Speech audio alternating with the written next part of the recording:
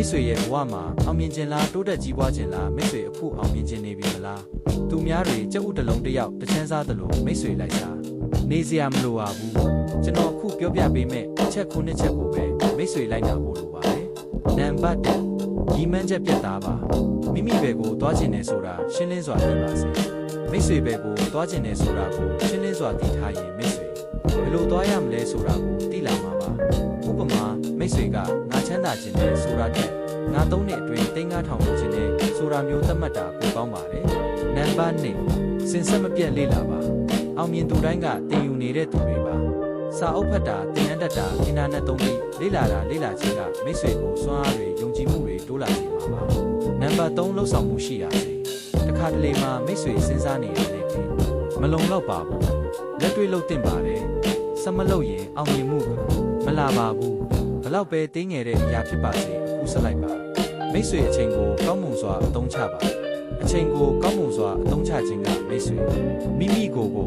ကောင်းမွန်စွာအသုံးချနေတာပါအောင်မြင်သူတိုင်းကအချိန်ကိုကောင်းမွန်စွာအသုံးပြုတတ်သူတွေဖြစ်ပါတယ်ဒါကြောင့်အရေးကြီးတာတွေရဲ့ဦးစားပေးစရင်းကိုပြုစုပါနံပါတ်5စိတ်ရှိပါသည့်ခံပါမအောင်မြင်ခင်မှာ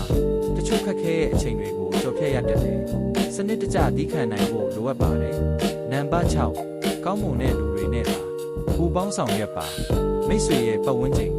လူတွေကမိတ်ဆွေရဲ့အောင်မြင်မှုကိုတက်ရောက်စေတတ်တယ်တိုးတက်ကြီးပွားခြင်းစိတ်ရှိတဲ့သူများနဲ့တာပေါင်းတဲ့ဆက်ဆံပါအဲ့လိုလူတယောက်ပဲရှိရင်အဲ့တယောက်နဲ့ပဲပေါင်းသင်းပါနံပါတ်9ကောင်းမြင်တဲ့ညှော်မှန်းချက်ထားပါမအောင်မြင်သေးတာမိတ်ဆွေရဲ့အမှားမဟုတ်ပါဘူးမိတ်ဆွေခီးပန်းတိုင်မရောက်သေးလို့ပါဆက်သွားပါမိတ်ဆွေမိမိကိုယ်ကိုယုံကြည်ပြီးအကောင်းမြင်ပြီးစဉ်းစားပါဒီအချက်တွေကိုလိုက်နာမယ်ဒီအချက်တွေအတိုင်းလိုက်လုပ်မယ်ဆိုရင်မိတ်ဆွေတစ်နေ့အောင်မြင်မှာတေချာပါတယ်ဒီအချက်တွေကိုသဘောကျတယ်ဆိုရင် like ဆက်ခရိုက်နဲ့နေ့စီပြန်လာထောင်ဖို့ share ပေးသွားပါဦးအဆုံးထိကြည့်ပေးရဲ့အတွက်ကျေးဇူးတင်ပါတယ်နောက်ဗီဒီယိုတွေမှာပြန်တွေ့ကြမယ်နော်